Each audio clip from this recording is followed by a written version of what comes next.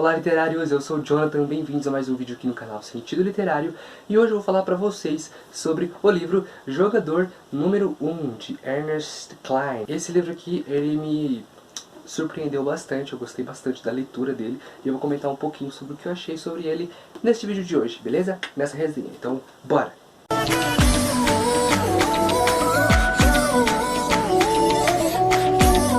Bom, gente, vamos começar falando um pouquinho, né, sobre o livro em si, beleza? Depois eu falo um pouquinho sobre a história dele.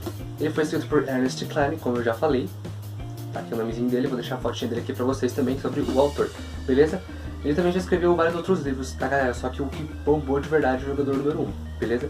Gente, Jogador número 1 é um livro de ficção científica muito legal, que tem várias referências aos anos 80 e à cultura geek. Bom, vamos começar pela capa, galera. Essa capa aqui, gente, é a capa do filme, como vocês puderam perceber. Do filme lançado em 2018, se eu não me engano. Mas, enfim, eu comprei essa capa aqui porque tava mais barata. Eu já expliquei a história do porquê eu comprei essa versão na unboxing que a gente fez do mês passado, se eu não me engano. Vou deixar os cards aqui pra vocês, beleza? O livro, ele é dividido em níveis, tá? Tipo, tem livros que são divididos em partes. Pra quem já leu os livros do Brandon Sanderson sabe do que eu tô falando. Ou outros livros, tá? Tem livros que são divididos em partes. No caso, o Jogador número 1 é um deles, só que ao invés de estar escrito parte 1, ele é dividido por níveis, né? Por exemplo, não sei se vai dar pra ver nível 1, no caso aqui, tem nível 1 e uma citação aqui embaixo. No caso também tem nível 2 e nível 3, segue nessa ordem. A diagramação dele é uma diagramação boa, por exemplo, como vocês podem ver aqui. Nossa gente, desculpa por esse sol, tá? A diagramação dele não é muito pequena, nem muito grande. Desculpa, não sei se dá pra ver, galera, mas é porque o sol tá batendo muito forte aqui. Mas é uma diagramação boa, tá, gente? Eu acho até bastante grandinha, então o que ajuda pra quem não tem muita facilidade pra ler, vai ler esse livro aqui rapidinho. Bom, gente, vamos falar agora sobre a história do livro. O Jogador número 1 se passa aqui mesmo na Terra, só que no ano de 2045, no alto futuro. E também a gente se passa, na verdade, 2045 aqui nesse livro, a Terra já tá num bagaço total. Então, devido a guerras, tá acontecendo várias guerras todo mundo, a pessoa tá passando fome, a pobreza tá se alastrando num níveis catastróficos. E também o desemprego também ataca bastante. Então a Terra tá toda lascada aqui em 2045 no mundo de Jogador número 1. Só que tem também um método de salvação, sabe? Uma porta de saída desse mundo que a gente vive. Simplesmente um cara chamado James Halliday, que foi um gênio nessa era aqui de Jogador número 1, criou um mundo totalmente virtual chamado Oasis. Nesse mundo de Oasis, né, as pessoas, realidade virtual, então as pessoas usam aqueles óculos parecendo do VR, sabe? Então eles colocam aqueles óculos e eles embarcam no mundo do Oasis, que na verdade pode ser o que você quiser. Tem vários mundos dentro dele e você é o que você escolhe o seu próprio avatar, você faz tudo, faz amigos, tem o próprio dinheiro, né, dentro do Oasis, que basicamente é mais usado do que o dinheiro de verdade real, né, o dólar no caso, aqui no livro. E é isso, gente, a maioria das pessoas vivem o dia inteiro no Oasis, tanto conta aqui também no livro que as crianças elas aprendem a ler, a escrever com o Oasis, assistindo as coisas que tem dentro do Oasis, porque a escola deles fica dentro do Oasis, tem escolas presenciais e tem escolas dentro do Oasis, mas a maioria das pessoas utilizam o Oasis pra tudo, tá? Pra trabalhar, ele tem um emprego dentro do Oasis, cara. Então, sei lá, você pode ser um garçom aqui nesse mundo. Então, o Oasis é usado pra tudo. Enfim, é isso. Bom, gente, o criador, James Halliday, né?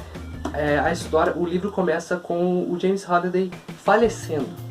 O criador do Oasis falecendo. Só que antes de falecer, ele grava um vídeo e transmite pra todo mundo do Oasis, e pra todo mundo mesmo, fora do Oasis, fez uma transmissão falando que ele estava falecendo, só que ele iria deixar um prêmio, ele ia deixar um easter egg, beleza?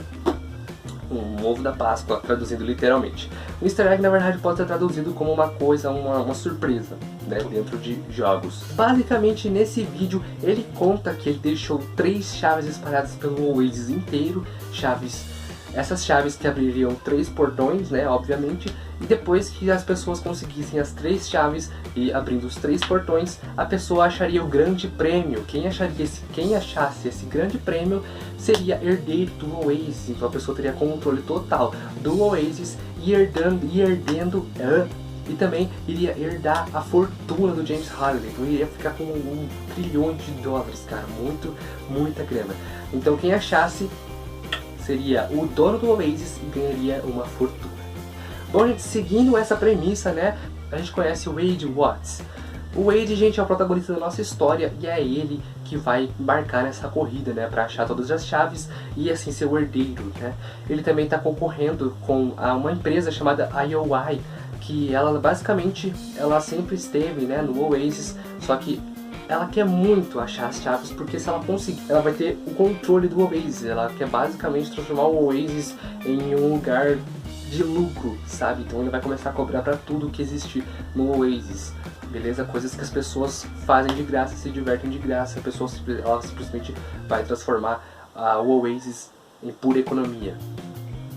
Bom, gente, e é isso. Então o Wade vai, né, tentando nessa corrida tentar achar o easter egg antes da IOI, lógico, também junto com seus amigos, né? Temos o Light, a Artemis, o Shoto e o Daito, beleza? Então essas pessoas todas acabam se juntando e assim eles vão combater a IOI nessa corrida para achar o easter egg. O jogador número 1 tem, como eu disse, tem várias referências, né, à cultura geek e principalmente a década de 80, beleza? Então se você é apaixonado por essas coisas, você vai amar o jogador número 1, porque tem várias e várias referências. Bom, vou citar algumas referências aqui que o jogador número 1 tem, beleza? Bom, a gente tem referências a tokusatsus, beleza? Aqueles Power Rangers japoneses, tem tokusatsus. Inclusive tem aquele Homem-Aranha tokusatsu lá japonês também. Aqui ele também tem referência a ele. Temos referência a Star Trek, temos referências a Star Wars, temos referências a Godzilla. Cara, aqui tá cheio. Tem vários filmes da década de 80, tem referências a Pac-Man. Cara, são várias referências. Também temos referências de D&D, né? Dungeons and Dragons. Que, cara, não, é recheado de referências. Realmente uma aventura muito satisfatória pra quem gosta dessas coisas. Beleza, gente? Então não esquece de deixar aquele like e se inscrever no nosso canal. E por favor, não perca mais nenhum vídeo, beleza? Então assina, ativa o sininho. E é isso, gente. Dá também uma passada nos outros vídeos pra ver o que vocês acham, beleza? Até mais, gente. E tchau!